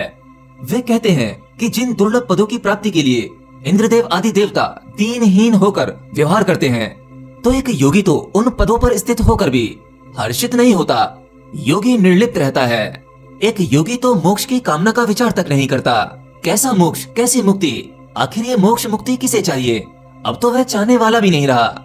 एक योगी को ना तो कुछ पाने की लालसा होती है और ना ही कुछ खोने का भय, क्योंकि एक सच्चा योगी तो द्वंद के बीच में स्थित हो जाता है। देखिए, मध्य में यानी बीच में स्थित होना सरल नहीं है, क्योंकि हर एक स्थिति परिस्थिति के दो पहलू होते हैं। जैसे जहाँ दुख है वहाँ सुख भी होगा, दिन है तो रात भी होगी। तो इसी प्रकार से अगर आप अपने जीवन में हर एक परिस्थिति में बीच में यानी मध्य में स्थित रह सको, तो समझो आप एक सच्चे योगी हो। एक आत्मज्ञानी कभी प्रयासरत नहीं होता। सब मैं ही हूँ, सब कुछ मेरा ही है अथवा मेरा कुछ नहीं है। देवता भले ही पद प्राप्ति के लिए या ज्ञान प्राप्ति के लिए वर्षों स्तुति करते हैं, याचना करते हैं, परंतु एक आत्मज्ञानी जिसे सब कुछ सहज ही प्राप्त होने के बावजूद उसे उस ज्ञान और मोक्ष के प्रति भी कोई आकर्षण नहीं होता। योगी इच्छा रहित होता है। जिस महान आत्मा ने यह परम सत्य जान लिया है कि यह समस्त विश्व उसी चैतन्य आत्मा का रूप स्वरूप है, उसे वर्तमान में स्वैच्छिक आचरण व्यवहार करने से रोक सकने जैसी सामर्थ्य किसी में नहीं है। आत्मज्ञानी की अपार आत्मशक्ति का उल्लेख करते हुए राजा जनक कहते हैं कि जब एक हाथी अपने ढील ढोल से अनभिज्ञ रहता है, तभी तक उस पर महावत का अंकुश भारी होता है। जब उसे अपने विशाल आकार का पता चल जाता है, तब कोई अंकुश उसे वश में नहीं कर सकता। देखिए, मुक्ति या मोक्ष सबको मिला ही हुआ है। असल में अज्ञानता और भ्रम ही व्यक्ति को वास्तविकता से परिचित नहीं होने देती। केवल माया किस प्रकार सृष्टि की सबसे बुद्धिमान रचना यानी मानव को अपना दास बना लेती है, कितना बड़ा आश्चर्य है। एक आत्मज्ञानी के साथ ऐसा होना कदापि संभव नहीं है। वह परम सत्ता को भली भांति जान चुका होता है, क्योंकि वह स्वयं ही है। ये जगत उसी से उपजा है, तो जब सब कुछ उसी से निर्मित हुआ है, सबका कारण वह स्वयं ही है, तो भला किसकी सामर्थ्य है कि उसको स्वेच्छा पूर्वक निष्काम आचरण करने से रोकने का साहस भी करे। ब्रह्म से लेकर चींटी तक जो 4 प्रकार के प्राणी हैं, जैसे जरायुज, अंडज, अधिभज और स्वेदज, इन सभी में से मात्र आत्मज्ञानी ऐसा सामर्थ्यवान है जो इच्छा और अनिच्छा दोनों का ही परित्याग कर सकता है। अब देखिए, इस जगत में सभी जीव जंतु वे सभी इच्छा अनिच्छा से संचालित होते हैं। इनमें से कोई भी इच्छा अनिच्छा को त्यागने का सामर्थ्य नहीं रखता। इन सब की एक प्रोग्रामिंग है, प्राकृतिक रूप से रचा हुआ एक सिस्टम, जिसके पार ये नहीं जा सकते। लेकिन मनुष्य विशेष है। एक आत्मज्ञानी ही ऐसा सामर्थ्यवान होता है जो इच्छा अनिच्छा का परित्याग कर सकता है और करता भी है। ऐसे ही महान पुरुषों की कहानी मैं आपको सुना रहा हूँ। आत्मा और ईश्वर एक ही है, इन्हें अद्वैत नहीं माना जाना चाहिए। जो आत्मा ईश्वर का दर्शन करता है, उसे कहीं भी किसी भी प्रकार का भय नहीं होता, वह निर्भय होता है। ऋषि मुनियों या आत्मज्ञानियों ने सभी ने ईश्वर को आत्मा और आत्मा को ईश्वर का रूप बताया है। आत्मा एक ही है, यह चर्चित है, प्रचलित है, पर कोई इसे नहीं मानता और विषयों के राग रंग में स्वयं का ही शत्रु बन जाता है। जिस व्यक्ति को आत्मज्ञान हो जाए, उसे अनुभूति हो जाए कि आत्मा और ईश्वर एक ही है, फिर भला उसे कैसा भय? रोग, शोक, सुख, दुख, स्वर्ग, नरक आदि का कोई भय आत्मा को नहीं होता, क्योंकि उसकी दृष्टि तो दृष्टा हो गई है और वह स्वयं में ही सर्वभूतों की उत्पत्ति और विलीनता देख रहा है। अष्टावक्र महागीता, 5वां प्रकरण। शिष्य जनक की दृढ़ता ने गुरु को संतुष्ट तो अवश्य कर दिया था, परंतु गुरु जानते हैं कि शिष्य कितना भी पारंगत क्यों ना हो, अभी निपुणता आवश्यक है। साधने से ही कुछ नहीं होता, साधे रखने की कला भी आनी चाहिए। जैसे किसान बछड़े को हल में जुआ साधना सिखाता है, फिर अभ्यास के द्वारा उसे साधे रखना सिखाता है, जिससे उसकी लय बनी रहे।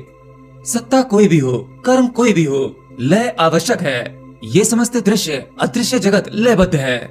किसी की भी लय बिगड़ते ही उसे नष्ट होना पड़ता है। जैसे ईश्वर ने हमारे प्राणों की लय को बांधा हुआ है, हमारे श्वासों की लय, जैसे ही ये श्वासों की लय बिगड़ती है, वैसे ही मनुष्य की मृत्यु हो जाती है। असल में शिष्य जनक को लय का महत्व समझाना इसलिए आवश्यक है कि अभी जानने को बहुत कुछ शेष है और लय के बिना सब कुछ जाना नहीं जा सकता। गुरुदेव अष्टावक्र राजा जनक से कहते हैं कि तू निसंग है, अर्थात किसी के भी साथ तेरा कोई संग नहीं है। तू विशुद्ध बोध है, अतः न तो किसी को ग्रहण कर सकता है और न ही किसी का विलय कर सकता है। तो केवल देह का मोह त्याग दे और लय यानी मोक्ष को प्राप्त हो जा। अष्टावक्र मुख्य बिंदु पर जोर दे रहे हैं, क्योंकि देह का बोध रह जाना भी आत्मज्ञानी के लिए कम घातक नहीं है। क्योंकि देह का बोध यानी शरीर का बोध फिर से देहासक्ति को प्रबल कर देगा। ये देहासक्ति तो ही है जो एक मूढ़ और ज्ञानी दोनों का ही बेड़ा गर्क करती है। देह का बोध है तो बंधन है, क्योंकि इसी मोह से अन्य विकार उपजते हैं। फिर त्याग और ग्रहण की भावना अधिक प्रबल होती चली जाती है। यह त्याग और ग्रहण दोनों ही भौतिकता है। इस शरीर की लीला बड़ी ही विचित्र है। सुख लगा तो ग्रहण किया, नीरस लगा तो त्याग दिया, पर भोगना सब कुछ है। अच्छा अच्छा मेरा और बुरा बुरा किसी और का। गुरु अष्टावक्र समझा रहे हैं कि एक आत्मज्ञानी जो कि अब तू हो गया है, आत्मज्ञानी निसंग होता है। अब भले ही तेरा परिवार प्रजा है, परंतु यह फिर भी तेरा नहीं है। तू तो विशुद्ध है। न तो ग्रहण कर और न ही विलय कर। और यदि तू कुछ त्याग करना चाहता है तो इस देह यानी शरीर का मोह त्याग दे। इसका बोध ही ना ला, केवल उस लय को पकड़ ले। तुझमें से ही संसार की उत्पत्ति होती है, जैसे समुद्र में बुलबुलों की होती है जो पुनः समुद्र में विलीन हो जाते हैं। अतः तू केवल आत्म का चिंतन करते हुए उस लय को प्राप्त हो। अब देखिए, यहाँ पर सदगुरु अष्टावक्र जी मोक्ष को ही लय कह रहे हैं। अष्टावक्र कहते हैं कि तू सृजना है। यह विश्व तुझमें से ही तरंग की तरह उत्पन्न होता है और तुझे में विलीन हो जाता है। तू इस लय को निर्बाध चलने दे। लयहीन मत हो, यही मोक्ष है। तू विशुद्ध बोध को प्राप्त हो चुका है। ये जो दृश्यमान जगत तुझे दिखाई दे रहा है, अब यह तेरे लिए मिथ्या है। अब तू विवर्त से परे है। तू केवल लय को प्राप्त हो। देखिए, यहाँ पर अष्टावक्र अब स्वीकार कर रहे हैं कि जनक आत्मबद्ध हो गए हैं, परंतु अष्टावक्र लयोपदेश से वह उनकी अनुभूति को सतत बनाए रखने का संदेश दे रहे हैं। गुरु कह रहे हैं कि यह विश्व का दृश्य जो तेरी लय में बाधा बन रहा है, इसे तू असत्य जान। यह मिथ्या है, यह माया है जो तेरे लय यानी चिंतन में बाधा उत्पन्न करके तनिक अवसर पाना चाहती है, जिससे ये माया अपने किसी माया शस्त्र को प्रयोग कर सके। तू आत्मज्ञानी है, इतना तो तुझे विदित ही है। किसी श्रेष्ठ के अनेक शत्रु होते हैं जो उसकी श्रेष्ठता और उसकी विशेषता की लय को बिगाड़ने का प्रयास करते रहते हैं। आत्मज्ञानी के लिए जो कि तू है, सुख और दुख एक समान होते हैं। आशा और निराशा में उनके लिए कोई भी अंतर नहीं होता। जीवन मृत्यु उनके लिए अस्तित्वहीन है। अतः इन्हीं अनुभूतियों को लयहीन कर दे। देखिए, जिस प्रकार आपने आत्मा के बारे में सुना या पढ़ा होगा कि आत्मा निर्विकार, निराकार, निराशय और निष्प्रय होती है, एक आत्मज्ञानी भी ठीक यही होता है। उसे किसी भी प्रकार के सुख या दुख की अनुभूति नहीं होती, क्योंकि एक आत्मज्ञानी विकार रहित हो जाता है। आशा निराशा का वह संगी नहीं, जीवन मृत्यु का उसके लिए कोई अस्तित्व नहीं। एक आत्मज्ञानी इन सब से परे बिल्कुल स्थिर है। जिस प्रकार आत्मा को ना तो देखा जाता है, वह निराकार है, और वह साकार में भी है, आकार में भी है। न ये पैदा होती है, न कभी नष्ट होती है, और यह सभी अवगुणों विकारों से परे है। ठीक आत्मा की तरह एक आत्मज्ञानी होता है जिसे आत्मबोध हो चुका हो। फिर वह सुख दुख, जीवन मृत्यु, मोह माया से पार निकल जाता है। गुरु अष्टावक्र राजा जनक को इसी फ्रीक्वेंसी में स्थिर होने की कह रहे हैं, क्योंकि एक साधारण व्यक्ति जो कुछ समय आध्यात्मिक मार्ग पर चल के कुछ ज्ञान इकट्ठा करके उन्हें लगता है कि उसे आत्मज्ञान हो गया है, असल में उसे आत्मज्ञान होने का भ्रम पैदा हो जाता है। क्योंकि अगर कोई व्यक्ति आत्मज्ञान के मार्ग पर चलता है तो उसे उस मार्ग में कुछ उपलब्धियां मिल जाती हैं। जैसे अगर आप ध्यान करते हैं तो ध्यान के इस मार्ग पर आपको बहुत सारी उपलब्धियां मिल जाती हैं। आपको ज्ञान होने का भ्रम पैदा हो जाता है, जिसकी वजह से आपके जीवन का कुछ समय वह तो आनंदित हो जाता है। जब तक थोड़े बहुत अनुभव रहेंगे, आपको लगेगा कि आप इस संसार, इस देह से मुक्त हो चुके हो। आत्मा परमात्मा का ज्ञान हो चुका है, मोक्ष का द्वार मिल गया है। परंतु जिस प्रकार आपके मन ने आपके लिए आत्मज्ञान का भ्रम पैदा किया है, जैसे ही ये भ्रम टूटता है, आप अपने आप को वहीं खड़ा पाते हैं जहाँ से आपने शुरुआत की थी। आपको फिर से ये संसार के दुख पकड़ लेते हैं, शरीर की पीड़ाएं पकड़ लेती हैं। इसीलिए स्थिरता आवश्यक है। आत्मज्ञान की वह लय यानी ईश्वर की वह लय, आपको इसी में स्थिर रहना है।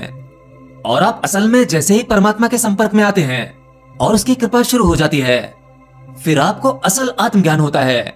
जैसे राजा जनक को हुआ, वह भ्रम नहीं, लेकिन एक गुरु को, और गुरु भी कोई ऐसे वैसे नहीं, अष्टावक्र जैसे गुरु, उनके लिए सुनिश्चित करना आवश्यक है, जांचना जरूरी है कि कहीं जनक भ्रम में तो नहीं है। अष्टावक्र जनक को स्वयं भी सुनिश्चित करवाना चाहते हैं कि तुझे जो हुआ है वह भ्रम नहीं है, वह कोई माया नहीं है, यह उसके मन का ही कोई खेल नहीं है। जो हुआ है सत्य घटा है। अष्टावक्र गीता छठा प्रकरण। गुरु अष्टावक्र ने बता दिया है कि लय को प्राप्त हो जाओ, रम जाओ, द्वैत का विचार ही ना आने दो, वहां किसी अन्य का अस्तित्व ही त्याग दो, उसे अस्वीकार कर दो। अब ये गुरु अष्टावक्र किस लय की बात कर रहे हैं, जरा इसे समझें। मैं ही समस्त चराचर में व्याप्त हूँ और समस्त चराचर मुझ में ही समाहित है। अब मुझे ज्ञान हो गया है कि अब मैं ही सब कुछ हूँ, तो किसका त्याग और किसका ग्रहण, यही लय है। अष्टावक्र ने इसी को लय कहा है। जब तक आप इस संसार को टुकड़ों में देखोगे, खंडों में देखोगे, तब तक आपको उस एक का ज्ञान नहीं होगा। गुरु शिष्य के प्रति सचेत होता है, वह शिष्य पर आने वाली बाधाओं से पहले ही सचेत कर देता है। आमतौर पर संसार में फंसा एक सामान्य व्यक्ति वह अपने खुद की यानी स्वयं की मनोस्थिति को नहीं समझ पाता, परंतु गुरु आपसे भी ज्यादा सचेत है। उसने स्वयं को तो जान लिया है, परंतु वह तुम्हारे बारे में भी तुमसे अधिक जानता है। अष्टावक्र पहले सचेत करते हैं, वे संसार के विकारों के प्रति सचेत करते हैं कि कहीं उनका कोई अंश शेष तो नहीं रह गया, और अगर अंश भी शेष है तो वह बीज है, और अगर बीज है तो उसका अंकुरित होना भी संभव है। गुरु सचेतन के उस अंश को भी नष्ट करने का परामर्श दे रहे हैं। शिष्य सचेत हो गया, उसने दृढ़ता धारण कर ली और उसने घोषणा कर दी कि वह अब किसी विकार के बंधन में फंसने वाला नहीं है। अब माया उसे भ्रमित नहीं कर सकती। अब ये माया क्या है, मैं इसे अपने शब्दों में समझाता हूँ। अब तक आप लोग माया का गलत अर्थ निकालते आए हो। आप लोग सोचते हो कि माया का अर्थ ये है कि ये संसार झूठ है, मिथ्या है। इनफैक्ट ये शरीर भी झूठ है, परंतु माया का अर्थ ये नहीं है। शरीर तो है ही, इसे नकारा नहीं जा सकता।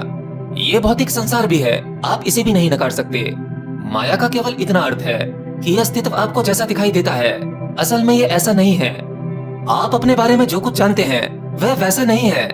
यह अस्तित्व आपको जैसा दिखाई देता है ये माया है, और जो अस्तित्व की असल सच्चाई है वो आपको दिखाई नहीं देती। मतलब जो चीज आपको जिस स्वरूप में दिखाई देती है उसके अलावा भी उसका एक अस्तित्व है जो हमेशा आपकी आंखों के सामने से ओझल रहता है। बस माया का केवल इतना ही अर्थ है। राजा जनक ने समय नष्ट नहीं किया। इधर गुरु का उपदेश हुआ और उधर वह लय में स्थिर हो गए। अद्भुत अनुभूतियां होने लगी। जनक आत्मभिग्न हो गए और अब वह स्वयं को आकाश और महासमुद्र के रूप में देख रहे हैं और उसी अनुभूति का वर्णन कर रहे हैं। उन्हें जो हुआ वो बता रहे हैं। राजा जनक कहते हैं कि मैं आकाश की भांति अनंत हूँ और ये जगत घड़े की तरह नश्वर है। जब तक एक घड़ा आकार में है, उसकी भारी सतह मजबूत है, तब तक वह घड़ा स्वयं को अपना होना मानता है। लेकिन जैसे ही घड़ा फूटता है तब केवल पूर्ण आकाश ही बचता है। अतः जनक कहते हैं कि मुझे ज्ञान हो गया है कि यहाँ त्याग और ग्रहण करने जैसा कुछ नहीं है, वो उसी लय में स्थिर है। जब सत्य का ज्ञान हो जाता है तो बड़े ही अद्भुत परिवर्तनों से साक्षात्कार होता है। इससे देह के होते हुए भी देह का बोध नहीं होता, अनंत प्रकाश का विस्तार हो जाता है। राजा जनक अष्टावक्र को संबोधित करते हुए कहते हैं कि जिस मनुष्य को सत्य का ज्ञान हो जाता है उसकी इंद्रियां होते हुए भी सुप्त हो जाती हैं, अस्तित्वहीन हो जाती हैं। ये जनक का इंद्रियातीत अनुभव है। जहां उनकी इंद्रियां हैं तो सही, परंतु अब वे उन इंद्रियों का इस्तेमाल नहीं कर रहे। वो अपनी पांचों इंद्रियों के पार का अनुभव है, जिस अनुभव के होने के बाद संसार होते हुए भी, ये अस्तित्व साकार होते हुए भी निराकार हो जाता है। राजा जनक अपने ज्ञान को अपनी भावनाओं में लाकर कहते हैं, आहा, ये मैं हूँ, इतना अनंत जिसका कोई छोर नहीं है। ये मैं हूँ, आत्म स्वरूप हूँ, ब्रह्म स्वरूप हूँ, जो सीमाओं से पार होकर असीम हो जाता है और आंतरिक ऊर्जाओं का विस्फोटन होने लगता है। यहाँ वही आंतरिक ऊर्जाओं की बात की जा रही है जो हर एक मनुष्य में मौजूद है, परंतु हर मनुष्य को उसका ज्ञान नहीं हो पाता। आप उस ईश्वर की बनाई हुई एक छोटी सी कलाकृति हैं, परंतु इस छोटी सी कलाकृति में समस्त ब्रह्मांड और उसकी रचना करने वाला वह ईश्वर आपकी इस छोटी सी रचना में ही समाहित है। आत्मज्ञान होते ही ये संसार और संसार के सभी विकार नष्ट हो जाते हैं और ज्ञानी के ज्ञान चक्षुओं से उस पर ब्रह्म के दर्शन होते हैं। इसके बाद दृष्टा को अपना आकार, प्रकार, प्रकृति आदि सभी असीम विस्तार को प्राप्त होने लगते हैं, जो अंत में निराकार हो जाता है। आत्मज्ञान की यही महिमा है। इसीलिए तो ज्ञानी पुरुष आत्मज्ञान की आकांक्षा में सदगुरु की खोज करते हैं। सांसारिक ज्ञान देने वाले तो द्वैत दर्शन गुरु तो असंख्य मिल जाएंगे, पर आत्मज्ञान देने वाले अष्टावक्र जैसे परम ज्ञानी गुरु दुर्लभ ही हैं। अष्टावक्र जैसे गुरु मिलना परम सौभाग्य की बात है। लेकिन यहाँ एक सत्य यह है कि आपकी खोज जिस प्रकार की होगी, आपकी प्यास जैसी या जितनी गहरी होगी, उसी प्रकार से आपको मार्गदर्शक मिल जाते हैं। यहाँ केवल गुरु ही श्रेष्ठ नहीं है, यहाँ तो राजा जनक जैसे शिष्य भी अति दुर्लभ मिलते हैं। जनक कहते हैं, मुझे पूर्ण रूप से ज्ञान हो गया है कि मैं सीपी की तरह हूँ और यह विश्व उस सीपी में चांदी होने के भ्रम के भांति है। अब सीपी के भीतर एक चांदी की तरह चमक होती है, परंतु वह चांदी नहीं होती, वह केवल भ्रम होता है। आप अपने जिस स्वरूप को मानते हैं या जिसे जैसा जानते हैं, वह केवल आपके लिए भ्रम है और राजा जनक को यह ज्ञात हो गया है। राजा जनक कहते हैं कि हे गुरुवर, मुझे भान हो गया है कि मैं सीपी के भांति हूँ और यह विश्व मुझ में भ्रामक रजत के रूप में दिखता है। आत्म दृष्टा होते ही द्वैत का समापन हो गया, नष्ट हो गया द्वैत। अब सब एक है, दूसरा कोई नहीं। स्वयं में सबको और विश्व को देखने की दृष्टि विकसित हो गई है और इस समस्त विश्व को स्वयं में भी देख रहे हैं। वो जान रहे हैं कि जो उनके भीतर है वही बाहर व्याप्त है। तो अष्टावक्र गीता के इस छठे अध्याय में राजा जनक ने अपने ज्ञान की अनुभूतियों को बताया। अब जनक लगभग अंतिम छोर पर ही है, परंतु अभी भी ज्ञाता बाकी है, दृष्टा बाकी है, जिसको अनुभूतियां हो रही हैं, वह भी मौजूद है। तो मैं अष्टावक्र के इस छठे अध्याय को यही विराम देता हूँ। आज हम फिर से बात करने वाले हैं अष्टावक्र गीता के बारे में। हालांकि इसके बारे में मैं पहले भी 6 चैप्टर दे चुका हूं और आज हम बात करेंगे 7वें अध्याय की। लेकिन आज उससे पहले ये समझने की कोशिश करेंगे कि अष्टावक्र गीता और भगवत गीता में अंतर क्या है। आखिर क्यों अष्टावक्र गीता को महागीता कहा गया है, अर्थात ये जो अष्टावक्र गीता है इसे भगवत गीता से महान बताया गया है। देखिए, यहाँ पर अच्छा या कम अच्छा जैसा कुछ नहीं है। दोनों गीताओं के बारे में जब हम अंत में बात करेंगे, इसका जो मूल अर्थ निकल कर आएगा वो तो शेष एक ही होगा, लेकिन इसके बीच की जो श्रृंखला है, इसके बीच की जो कड़ियां हैं, या कहूं इसे प्रस्तुत समझाने का जो तरीका है, वो थोड़ा सा डिफरेंट हो जाता है। समय डिफरेंट था, व्यक्ति सुनने वाला डिफरेंट था, और वहीं भगवत गीता के केस में जो सुनने वाला था वो अर्जुन था। दोनों सुनने वालों की मनोस्थिति अलग थी, उनका स्वभाव अलग था, इसलिए इन दोनों ही गीताओं का जन्म हुआ। अब अष्टावक्र गीता को महागीता क्यों कहते हैं, इसे भी समझने की कोशिश करते हैं। देखिए, भगवत गीता जो है, जिसमें भगवान श्री कृष्ण ने अर्जुन को ज्ञान दिया, वो ज्ञान केवल अर्जुन के लिए नहीं था, वो समस्त संसार के लिए था। उस समय जो परिस्थितियां वहां थी कुरुक्षेत्र में, या वो जो समय था, वो लगभग कुछ ऐसा ही था जैसा आज का समय है। इसलिए आज जब हम भगवत गीता पढ़ते हैं तो उसमें हमारे सभी प्रश्नों के उत्तर मिल जाते हैं। हमारे जीवन की जो समस्याएं हैं वहां अगर डिकोड करने चलोगे तो उत्तर अवश्य मिल जाएगा, क्योंकि समय लगभग कुछ वैसा ही था। उस समय भी क्रोध की लड़ाई थी, अहंकार की लड़ाई थी, जमीन की लड़ाई थी, मोह की लड़ाई थी, काम वासना की लड़ाई थी, राजनीति थी, कूटनीति थी, मैं की लड़ाई थी। वो लड़ाई एक दो परिवारों के बीच की लड़ाई थी जिसने एक महायुद्ध को जन्म दिया। तो वहां संसार में रहकर संसार की जो भी समस्या है, भगवान श्री कृष्ण ने उसी आधार पर इस महागीता का ज्ञान दिया, जो अभी भी समस्त मनुष्य जाति के लिए उपयोगी है और आगे भी होगा। भगवत गीता में मनुष्य के उद्धार के लिए भगवान श्री कृष्ण ने अपने ज्ञान के थ्रू काफी सारे मार्ग, काफी सारे रास्ते बताए गए। वहां धर्म के बारे में बात की गई, कर्म के बारे में बात की गई, भक्ति, ज्ञान, योग के बारे में बात की गई, मोक्ष के बारे में बात की गई, जन्म, मृत्यु, भय के बारे में बात की, प्रारब्ध, माया, लोक, लोकांतर के बारे में बताया। भगवान श्री कृष्ण ने इन सब में छुपे गहरे रहस्य के बारे में खुलकर बताया। वो गुण, वो गुप्त ज्ञान दिया। परंतु अष्टावक्र गीता वह सीधी दवाई थी, कड़वी दवाई थी, उसमें कोई लीपापोती नहीं की गई। गुरु अष्टावक्र जी ने कोई घुमा फिरा कर बात नहीं की, ना भक्ति, ना धर्म, ना कर्म, ना योग, ना ज्ञान, कुछ नहीं, सीधा सीधा शुद्ध ज्ञान दिया। क्योंकि अष्टावक्र जी के जो शिष्य थे राजा जनक, वो एक जिज्ञासु थे। वो संसार के सभी मार्ग पर चल चुके थे। उन्होंने हर जगह से ज्ञान लेने का प्रयास किया, परंतु वो आखिरी छोर पर खड़े थे। वो बिल्कुल मुक्ति मोक्ष के दरवाजे पर ही खड़े थे। बस उन्हें एक धक्के की आवश्यकता थी, सीधा शुद्ध ज्ञान की आवश्यकता थी। इसलिए अष्टावक्र गीता का जन्म हुआ और इसीलिए आज संसार में अष्टावक्र गीता मौजूद है और उसे श्रेष्ठ गीता कहा जाता है। महागीता इसीलिए कहा जाता है क्योंकि वहां घुमा फिराकर कुछ नहीं है, कुछ भी मिलावट नहीं है, बस सीधा सीधा। हाँ, दोनों गीताओं की तुलना नहीं की जा सकती। मैंने कहा वो परिस्थितियां कुछ और थीं और अष्टावक्र के सामने जो जनक थे वहां की परिस्थितियां कुछ और थीं। तो अष्टावक्र गीता उन सभी लोगों के लिए बहुत उपयोगी है जो बिल्कुल दरवाजे पे खड़े हैं, एंड पर खड़े हैं, जिन्होंने संसार में भटक भटक कर हर जगह से ज्ञान लेने का प्रयास किया। कर्म मार्ग को खंगाल लिया, भक्ति को खंगाल लिया, धर्म को खंगाल लिया, ज्ञान को खंगाल लिया, परिवार, रिश्ते, नाते, इन सब से ऊब गए, इन सब में छुपी व्यर्थता को समझ गए। बस अब कुछ है जो अटका हुआ है, कुछ ऐसा है जिसे निकालना जरूरी है। कुछ इशारे से ही निकल जाएगा, वो इशारा खाली बस छूना चाहिए, वो भीतर टच करना चाहिए। तो ऐसे लोगों के लिए अष्टावक्र गीता जबरदस्त काम कर सकती है। तो बस यही कुछ अंतर है अष्टावक्र गीता और भगवत गीता में। तो चलिए अब शुरू करते हैं अष्टावक्र गीता का अध्याय 7, जो ये चैप्टर 7 है। इसके अंदर जो भी श्लोक वगैरह लिखे हैं वो मैं नहीं कहूंगा, क्योंकि मुझे भी श्लोकों का अच्छे से उच्चारण करना नहीं आता। तो ओवरऑल अष्टावक्र गीता के अध्याय 7 की जो भी समरी है, जो भी उसका मूल अर्थ है, मैं बिल्कुल आसान शब्दों में समझाने की कोशिश करता हूँ, जो आपको एकदम से समझ में आने वाला है। तो वीडियो पूरा ध्यान से सुनना और इसे समझने की कोशिश करना। अब देखने की आवश्यकता नहीं है, अब केवल इसे सुनने की कोशिश करना। बहुत लंबा नहीं करूंगा, आसान भाषा में बोलूंगा, लेकिन जो बोलूंगा जैसे अष्टावक्र जी ने कहा था सीधे सीधे, वैसे ही आसान शब्दों में कहूंगा।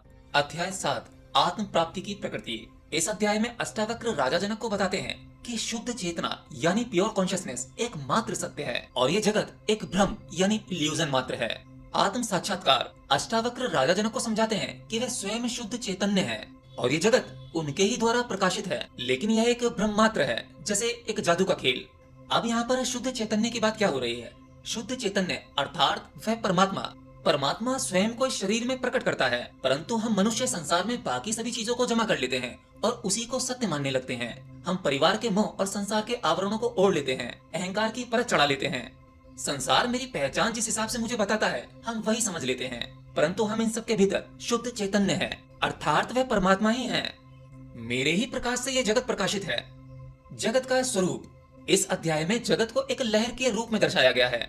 लहर जो विशाल समुद्र की लहर होती है, ऐसे ही चेतना एक विशाल अनंत समुद्र है। ये जो जगत हमें मालूम पड़ता है ये केवल लहर मात्र है जो इस चेतना में उठती है और विलीन भी होती है।